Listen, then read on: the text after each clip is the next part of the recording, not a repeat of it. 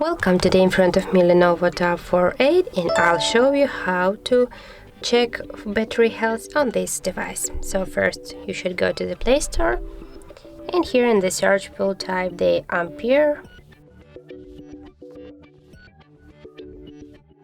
Now we have to get this application, so tap to install.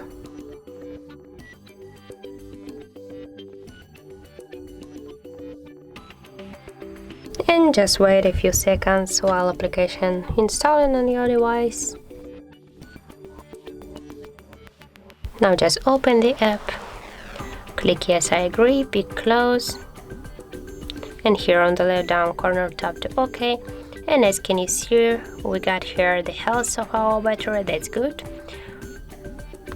And also we got here the another information about the battery, temperature, the level, and the Android version of the device, the model, and more other information.